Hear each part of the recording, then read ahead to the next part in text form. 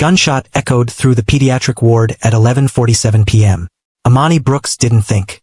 She moved. Her body became a shield over 6-year-old Jiwoo's bed as the second shot shattered the medication cart behind her. Glass exploded. Medicine vials scattered across the floor like broken stars. "Stay down," she whispered, pressing the trembling child against the mattress. Her voice was steady even as her heart slammed against her ribs. Even as she heard screaming from the hallway. Even as she felt the hot sting across her left shoulder that meant something had gone very, very wrong. The masked man in the doorway wasn't looking at the patients. He was looking at her, his gun lowered. For one impossible second, their eyes met through the dim emergency lighting. Then he turned and ran, his footsteps fading into the chaos of the hospital's north wing. Amani's legs gave out.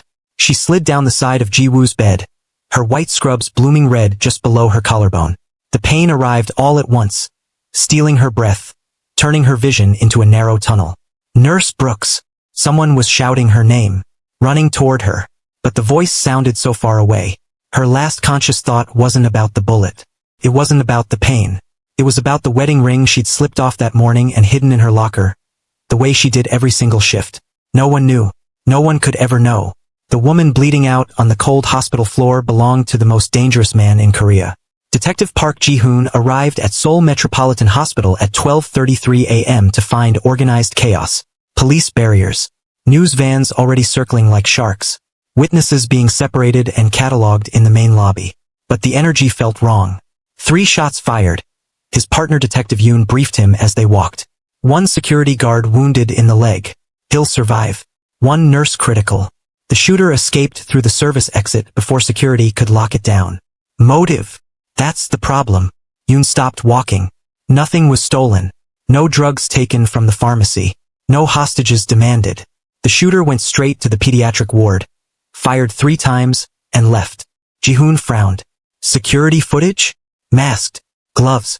Professional-grade equipment. He knew where the cameras were. Yoon pulled out his tablet, showing grainy footage of a figure moving through the halls with precise, practiced movements. "This wasn't random, sir. This was an execution that got interrupted." "The nurse. Is she the target?" "We don't know yet." Amani Brooks, age 32, been working here for 4 years. Everyone we've interviewed says the same thing. She's quiet, competent, keeps to herself. Model employee. No enemies anyone knows about. Ji-hoon studied the frozen image of the shooter. Something about this felt coordinated, deliberate. What do we know about her personal life? Almost nothing. That's the strange part. Yoon scrolled through his notes. No social media presence. No photographs in the staff directory if she could avoid it. Pays her rent in cash. Sends money overseas every month through different services. Family, parents deceased. No siblings listed. Emergency contact is... Yoon paused, his expression shifting to something Ji-hoon couldn't quite read. She left it blank for 3 years. Updated it 6 months ago to a single name. And... Yoon turned his tablet around. The name on the screen made Ji-hoon's blood run cold. Kang Minj. "That's impossible," Ji-hoon breathed. "I ran it 4 times. Same result." They stood in the fluorescent hallway, the sounds of the hospital fading to white noise around them. That name hadn't been spoken in official police channels in over 5 years. Not since the last failed attempt to bring charges against Korea's most untouchable criminal organization. Kang Minj didn't have family. He didn't have weakness. He was a ghost in a $1,000 suit, controlling everything from drug routes to political appointments, and no one had ever gotten close enough to prove it. "Run a deeper background check," Ji-hoon ordered. "Everything. Where she's from, where she's been, every place she's worked. And for God's sake, keep this quiet until we know what we're dealing with." But even as he said it, Ji-hoon knew it was already too late. Someone had tried to kill Amani Brooks. And if she really was connected to Kang Minj, the only question that mattered was whether the attack had been meant to hurt her, or to send him a message. Amani woke to the sound of machines beeping and the chemical smell of disinfectant. Her shoulder felt like someone had driven a railroad spike through it. When she tried to move, pain lanced down her entire left side. "Don't." A nurse she recognized from the ER, Sun Hee, appeared at her bedside. "You're lucky. The bullet went through clean. No major vessels hit. But you lost a lot of blood." "Ji-woo," Amani managed, her voice cracked and dry. "The little boy is fine. Because of you." Sun Hee adjusted her with practiced hands. But her eyes held questions. So many questions. Amani, the police want to talk to you. They've been waiting for hours. I don't know anything. They seem to think you do.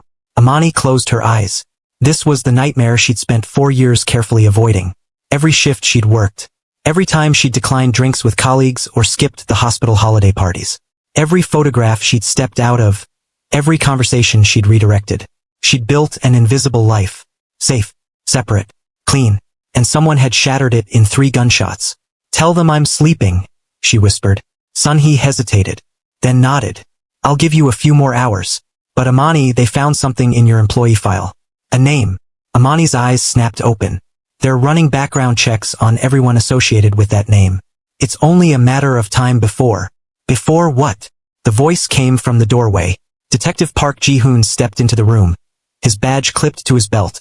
His expression professionally neutral. Behind him, his partner closed the door with a quiet click. Sunhee looked at Amani. Amani gave the smallest nod. The nurse left. Ms. Brooks? Ji-hoon began, pulling a chair close to her bed. I'm Detective Park. I need to ask you some questions about what happened tonight. I already gave a statement to the officers who. Not about the shooting. He sat down, studying her face. About your emergency contact. About Kang Minj. The machines around her bed continued their steady rhythm. But inside Amani's chest, her heart was fracturing. I don't know anyone by that name, she lied. Ms. Brooks, I'm going to be very direct with you because time matters. Ji-hoon leaned forward. That name triggered alerts in 3 different departments. National security is now involved. If you're being threatened, if you're being held against your will, if there's any kind of coercion, we can protect you. I don't need protection. Someone tried to kill you tonight. And they failed. Amani met his eyes. I'm a nurse. I work night shifts. I was in the wrong place at the wrong time. That's all. You're lying. It wasn't an accusation. Just a fact stated quietly. Amani said nothing. Ji-hoon pulled out his tablet. We found the marriage certificate. Filed in Singapore 4 years ago. Witnessed by a hotel concierge and a taxi driver. He turned the screen toward her. There it was. The document she'd tried so hard to bury. Her signature next to his. How did a nurse from Chicago end up married to Korea's most feared organized crime boss? I'm tired, Amani said. I've been shot. Unless you're charging me with something, I'd like to rest. Ms. Brooks. It's Mrs. Kong, actually. The words came out sharp as broken glass. If you've done your research, you know that already. And if you know who my husband is, you know he values privacy. So I'll ask once. Are you charging me with anything? Ji-hoon's jaw tightened. No. Then get out of my room. For a long moment, the detective didn't move. Then he stood, placing a business card on her bedside table. When he comes, Ji-hoon said quietly, and he will come, call me, before people start dying. The door closed behind him. Amani waited until his footsteps faded. Then she reached for the call button with her good hand, her fingers trembling, and pressed it once. Sunhee, she said when the nurse appeared. I need my phone, please. The police took it as evidence. Of course they did. Then I need you to make a call for me. Sunhee's eyes widened. Amani, I can't get involved in. Please. Amani's voice broke. Just one call. To tell someone I'm alive. Sunhee looked at the door. Back at Amani. At the blood-stained bandages and the fear barely hidden behind her eyes. Give me the number, she whispered. 300 kilometers away. In a private office overlooking the Han River. Kang Min-jae was listening to a man beg for his life. Please, I didn't know. The man sobbed, on his knees, hands zip-tied behind his back. I swear I didn't know she was. Quiet. The single word cut through the room like a blade. The man went silent except for his ragged breathing. Min-jae sat behind his desk, perfectly still in his tailored black suit. His face showed nothing. No anger. No mercy. Nothing at all. That was what made him terrifying. You were paid to gather information, Min-jae said, his voice soft and precise. On a specific property transaction in Gangnam. Instead, you ran surveillance on a hospital. On its staff. On their schedules and their routines. He tilted his head slightly. Why? It was just a side job. I didn't. Names. I don't know names. They contacted me through encrypted channels. Paid in crypto. I never saw their faces. Min-jae's phone buzzed. He never answered calls during meetings. Never. His men knew this. The entire organization knew this. But when he looked at the screen and saw the hospital's main number, everything stopped. He answered without a word. Mr. Kong. An unfamiliar woman's voice. young, nervous. I'm calling on behalf of Amani Brooks. She asked me to tell you. She's alive. She's okay. But there was an incident at the hospital tonight and Minj ended the call. For exactly 3 seconds he didn't move, didn't breathe. Then he stood. Sir. His head of security, Jae-sung, stepped forward. What's hospital? Now. Minj's voice was utterly calm, which meant it was already too late for anyone who'd made a mistake tonight. Bring the car. Bring everyone.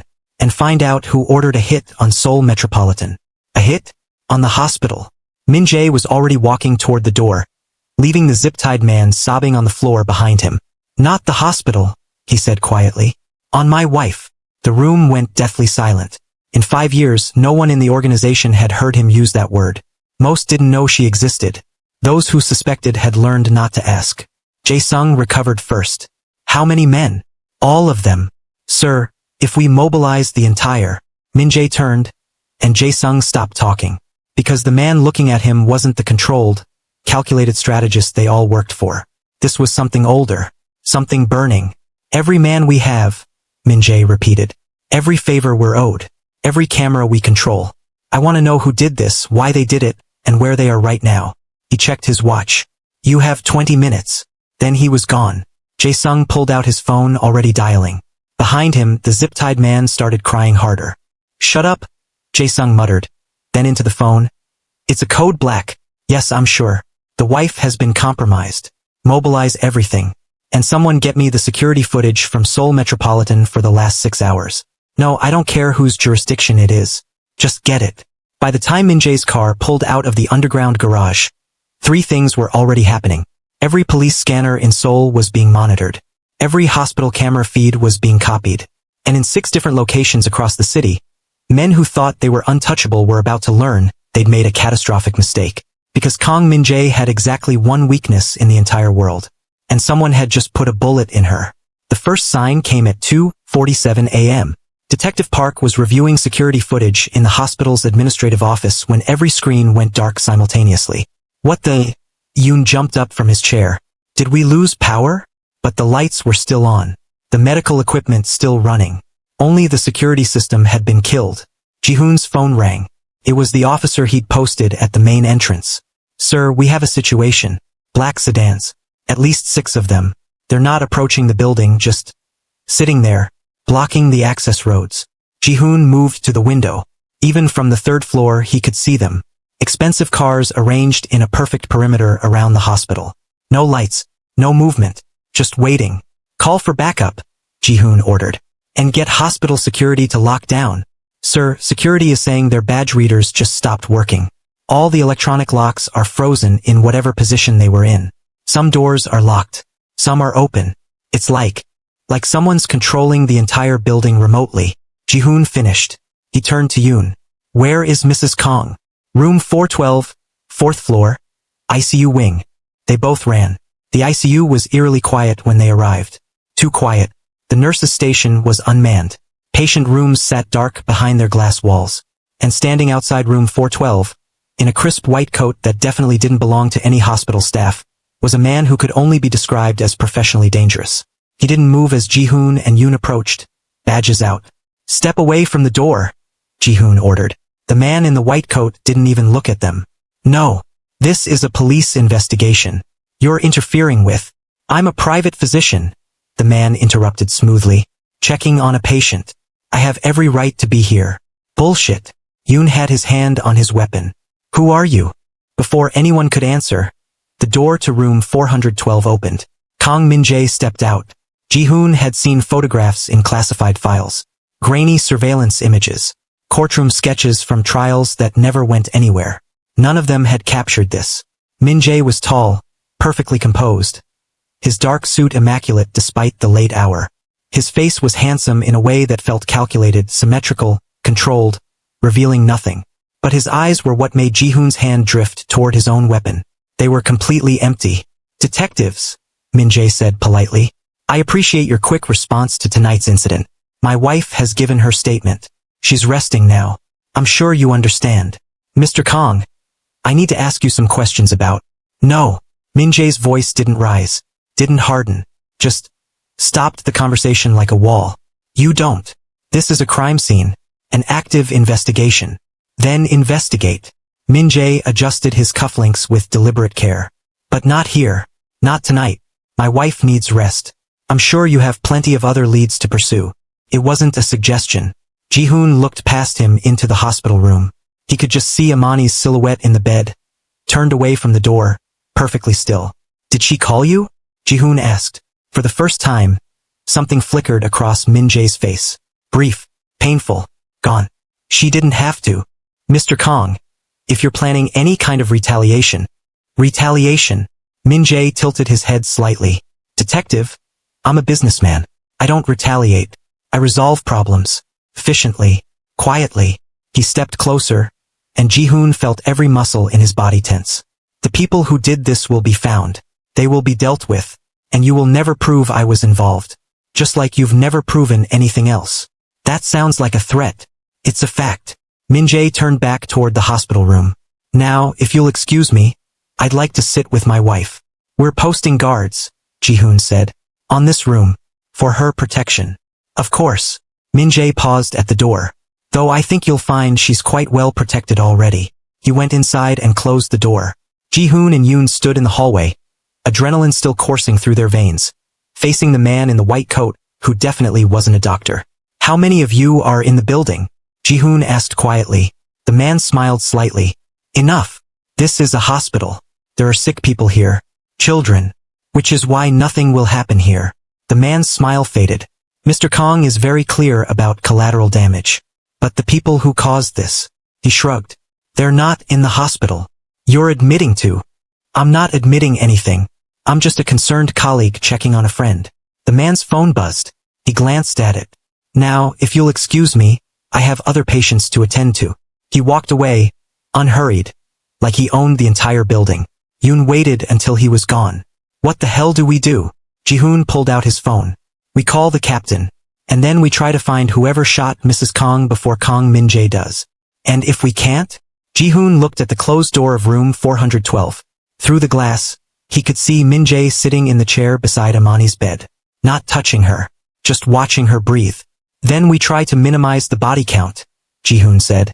Inside the room, Amani kept her eyes closed. She could feel him there. After 4 years of separation, she could still sense his presence like a frequency only she could hear. I know you're awake, Minj said quietly. Amani didn't move. The doctor says you'll recover fully. The bullet missed everything important. A pause. You were lucky. Lucky? Amani repeated, finally opening her eyes. That's what we're calling it? She turned her head to look at him. For years hadn't changed him much. Same perfect suit. Same controlled expression. Same hands that had held her gently and destroyed men without hesitation. You shouldn't be here, she said. Someone shot you. And you being here puts a target on every person in this hospital. No. Minj's voice was soft. Certain. I put targets on the people who did this. Everyone else is perfectly safe. Amani struggled to sit up, ignoring the pain screaming through her shoulder. This is exactly why I left. This, right here. The assumption that you can control everything, protect everything, fix everything with fear and money and... I can. You can't. The words came out fierce. You couldn't protect me tonight. You can't protect anyone from this life you've built. All you can do is make the violence happen somewhere else. To someone else. Minj stood, walked to the window, looked out at the city below. I've had 4 years to accept your decision, he said. 4 years of leaving you alone, letting you build this life, respecting your boundaries. He turned. That ended tonight. I don't want your protection. You don't have a choice anymore. His voice remained calm, but something dangerous moved beneath it. They know who you are now. The police. Probably the media by morning. Every rival organization in Korea. Because you came here. Amani's hands fisted in the blanket. Because you couldn't just stay away. They shot you, Amani. And I survived. This time. The 2 words hung in the air like smoke. What about next time? When they figure out the best way to hurt me is to kill you. Then you let them. Amani's voice broke. You let me go. You let me be just another casualty. Just another person who made the mistake of loving the wrong man. Minj crossed the room in 3 strides. He didn't touch her. He never touched her without permission, even now, but he stood close enough that she could see the fractures in his perfect control. I can't, he said simply. You have to. I can't. Quieter now. Almost desperate. I've tried. For 4 years I tried. I stayed away. I didn't call. I didn't follow you. I let you disappear into the city and pretend we never happened. His jaw tightened. But I can't let you die, Amani. That's the one thing I can't do. Tears burned in Amani's eyes. Then you condemn me to living in your shadow forever. Always afraid. Always looking over my shoulder. Always wondering if the person I'm helping is going to be the one who... I'll fix this. You can't fix this. This is what you are. What you've built. You can't fix a foundation made of violence. Minj was quiet for a long moment. When he spoke again, his voice was different. Tired. Honest. Then tell me what you want. Give me one option that doesn't end with you dead. Amani looked at him.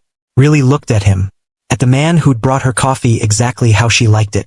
Who'd listened to her talk about her nursing shifts like they were the most important thing in the world. Who'd kissed her forehead and promised to become someone worthy of her. That man was still in there somewhere. Buried under years of calculated ruthlessness. I want you to stop, she whispered. Stop what? All of it. The empire. The control. The fear. She met his eyes. I want you to walk away. Dismantle it. Turn yourself in if you have to. Just stop. Minj stared at her. That's impossible. Then we have nothing left to talk about. Amani, get out. Her voice was steady now. Final. Thank you for coming. Thank you for caring. But get out. And don't come back unless you're ready to choose me over everything else. For a long moment, Minj didn't move. Then he nodded once, sharp and controlled. I'll post security. Discreetly. You won't see them. I don't want. Non-negotiable. He moved toward the door. Stopped. For years ago, you asked me to let you go. I did. Because I loved you more than I loved having you. He looked back at her. This time, I'm asking you to let me keep you alive. Even if you hate me for it. He left before she could answer. Amani sat in the dark hospital room, listening to machines beep and nurses move in the hallway beyond. She'd asked him to choose. But she'd never actually believed he would have to. The man who'd ordered the hit on Amani Brooks was named Choi Sung-ho, and he was currently reevaluating every decision that had led to this moment. His private club in Itaewon had been a fortress. 3 layers of security. Encrypted communications. Men who'd proven their loyalty through blood. All of it was meaningless now. Kong Minj sat across from him at the private poker table, dealing cards with steady hands. They were alone except for Minj's head of security standing by the door. No weapons were visible. No threats had been made. Somehow that made it worse. I don't understand. Sung-ho managed, his throat dry. This was just business. The Lee family wanted to send a message, expand their territory. The nurse was never supposed to die. Minj laid out the river card. Or survive. Either. Both. Sung-ho's hands shook as he picked up his cards. We didn't know she was yours. I swear on my mother's grave we had no idea. Interesting. Minj studied his own cards. Because I went to considerable effort to make sure no one knew. I buried marriage certificates. I redirected investigations.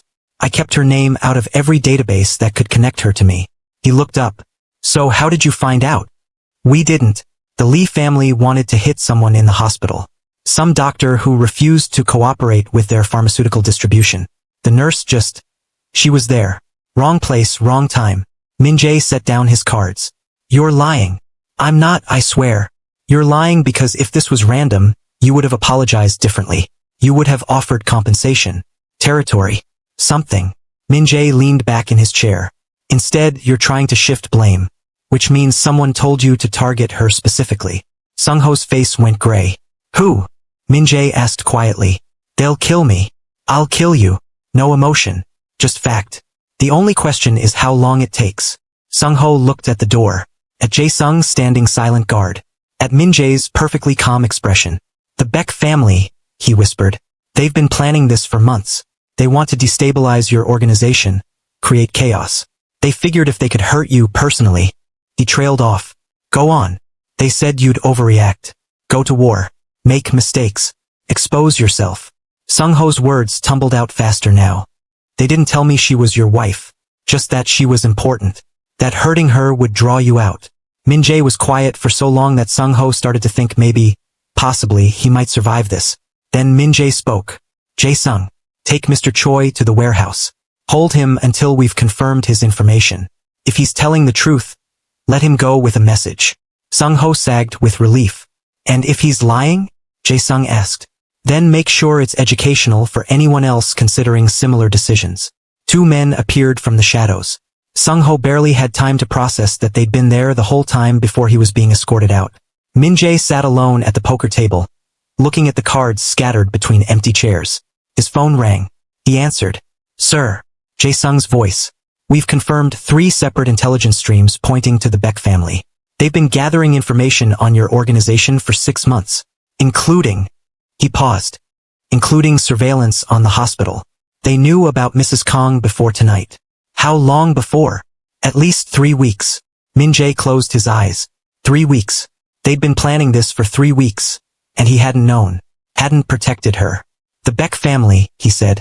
Locations, businesses, assets. I want a complete list in 1 hour. Sir, if we move against them directly, it'll start a war. The other families will do nothing. Minj stood, straightening his suit. Because we're not going to war. We're going to make the Beck family disappear so quietly that by the time anyone notices, there'll be nothing left to fight over. Understood. What about Mrs. Kong? Minj walked to the window. Dawn was breaking over Seoul, painting the sky in shades of gold and gray. Keep the hospital secured. Rotation every 6 hours. No one approaches her room without clearance. He paused. And Jae-sung? She can never know any of this happened. Sir. She asked me to stop. To walk away from everything. Minj's reflection in the glass looked tired. Human. I can't do that. But I can make sure she never has to see what it costs to keep her safe.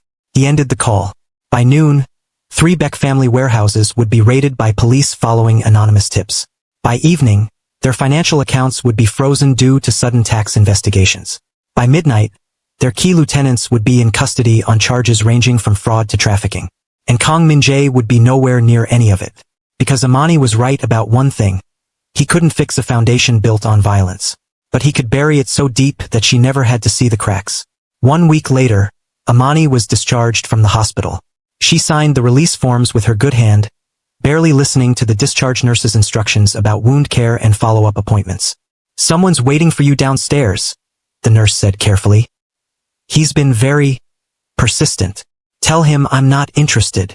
I don't think he's someone you tell no. Amani's jaw tightened, but she let the nurse wheel her to the elevator, down to the main lobby where it wasn't Minj. Detective Park stood by the entrance holding a folder. Mrs. Kong. He approached as she stood from the wheelchair. May I have a moment? Am I under investigation? No. I came to tell you that the people responsible for the attack have been arrested. All of them. The shooter. The person who ordered it. The family backing the operation. He offered her the folder. It's over. Amani took it, scanning the arrest records. Multiple names. Multiple charges. A coordinated takedown by 3 different law enforcement agencies. This was you? She asked. Us. Organized crime unit. We'd been building a case for months. The attack on you gave us the probable cause we needed to move. Ji-hoon's expression was neutral, but his eyes held knowledge. Convenient timing. What are you implying? Nothing. Just noting that evidence has a way of appearing exactly when it's needed. Anonymous tips. Witnesses suddenly willing to talk. Digital trails that practically glow in the dark. He met her gaze. Almost like someone wanted to make sure this was solved officially. Through legal channels. Amani understood. Minj had orchestrated this. Somehow, he'd fed the police everything they needed to make arrests that would actually stick. No bodies. No disappearances. Just justice served through the system. Thank you for telling me, she said quietly. Mrs. Kong. Ji-hoon stepped closer, lowering his voice. I know you didn't choose this life. I know you've been trying to escape it. But you should know the people we arrested, they were terrified. Not of prison. Of what would happen if they didn't cooperate fully, immediately. He paused. Your husband dismantled an entire criminal organization in 6 days without throwing a single punch. I've never seen anything like it. What's your point, detective? My point is that he did it for you. Quietly. Legally. In a way that keeps you safe without making you complicit. Ji-hoon's expression softened slightly. I've spent 10 years trying to bring down men like Kong Minj. I still will. But I thought you should know he loves you. In the only way men like him know how. He left her standing in the lobby, folder in hand, her thoughts a tangled mess. Outside, a black sedan was waiting. Amani almost walked past it. almost called a taxi and went straight to her apartment and pretended none of this had happened. But the back door opened, and Minj looked out at her. "I'm not here to pressure you," he said.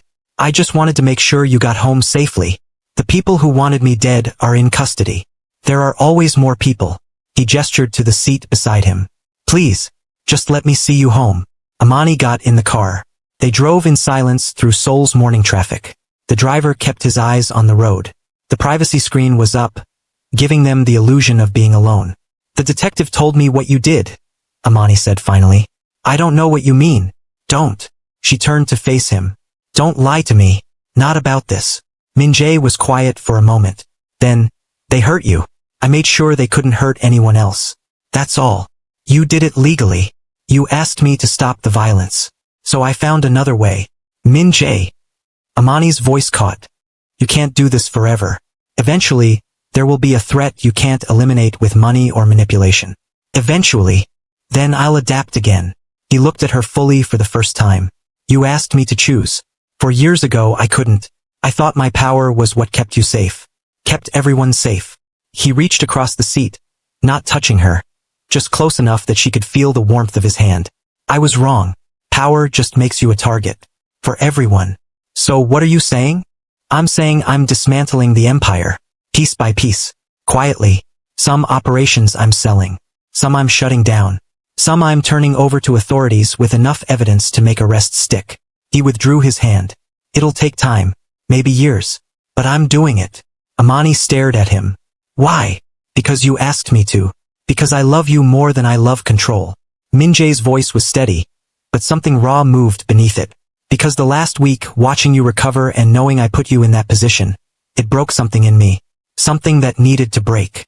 The car pulled up to Amani's apartment building. "I'm not asking you to come back," Minj continued. "I'm not asking you to wait for me. I just needed you to know. I'm trying. To be the man you thought I could be." Amani sat with her hand on the door handle, her heart pulling in two directions. "Will you be safe?" she asked. "If you dismantle everything, won't that make you vulnerable?" "Probably." A ghost of a smile. "But I'd rather be vulnerable and worthy of you than powerful and alone." She should leave. Walk away. Let him do what he needed to do without the weight of her presence making it harder. Instead, she said, "I have a follow-up appointment next week. At the hospital." "I know. Will you?" She hesitated. "Will you be there?" Minj's careful control cracked just enough to show surprise. "Oh, if you want me there." "I do." Amani opened the door, then looked back. "But just you. No guards. No drivers. No empire. Just you. Just me." Minj agreed quietly. Amani got out of the car, walked to her building. At the door, she turned. Minj was still visible through the car window, watching her with an expression she remembered from 4 years ago. From quiet mornings and careful conversations and a love that had tried so hard to be normal. Maybe it still could be. Maybe. 6 months passed. The news reported it as a series of unrelated events. Arrests, business consolidations, organizational restructuring. No one connected the dots. No one realized that Korea's most feared criminal empire was being systematically erased. Except the people who needed to know. Amani returned to work at the hospital. Different shift, different ward. But the same careful competence that had made her invaluable. She wore her wedding ring now. People noticed, asked questions. She answered honestly, "My husband and I are working things out." And they were. Minj came to every follow-up appointment, sat in waiting rooms, asked intelligent questions about her recovery, never brought security, never made demands. They had coffee sometimes, talked about small things, avoided the big ones, felt like dating, like getting to know each other all over again without the weight of secrets. One evening, Amani invited him to her apartment. He arrived with flowers, stood in her doorway looking uncertain in a way she'd never seen him look before. "Come in," she said. They sat on her small couch. This man who'd controlled empires, looking completely out of place in her modest living room. "I sold the last of the major operations today," Minj said. "Everything that's left is legitimate. Restaurants, real estate, import businesses." He set down his wine glass. "I'm out, Amani. Completely. Will they let you stay out? Some of them will be angry. Some will see it as weakness. But I've made arrangements. Protections. For both of us." He turned to face her. "I can't promise you a normal life, People will always know who I used to be. But I can promise you I'm done building empires on fear. Amani took his hand. The first time she'd touched him in 6 months. I don't need normal, she said. I just need honest. Then I'll give you honest. Minj threaded their fingers together. I'm terrified. I've spent 20 years building power, and now I don't know who I am without it. I wake up some mornings and think I've made a catastrophic mistake. And then I remember why I'm doing this. And it's enough. Amani leaned her head against his shoulder. Outside, Seoul glittered in the darkness, full of violence and beauty and people just trying to survive. Stay tonight, she whispered. Minj went very still. Amani, just to sleep, just to be here. I'm tired of being alone. Tired of pretending I don't miss you. He stayed. They fell asleep on her couch, his arm around her shoulders, her hand over his heart. And for the first time in 4 years, Amani Brooks, Amani Kong, felt something like peace. The final scene came 3 months later. Amani was leaving the hospital after a long shift when she saw the news on the break room TV. Former crime boss Kong, Minj testifies in corruption trial. She stopped walking. On screen, Minj sat in a courtroom, perfectly composed, answering questions about political connections and financial crimes. Not his own. He'd already negotiated immunity in exchange for evidence. But he was dismantling the system he'd once been part of. Publicly, irreversibly. That's your husband, right? Sun-hee appeared beside her. I saw the ring. Yeah, Amani said softly. Is he really turning over evidence on everyone? Looks like it. That's brave. And really, really stupid. Sun-hee shook her head.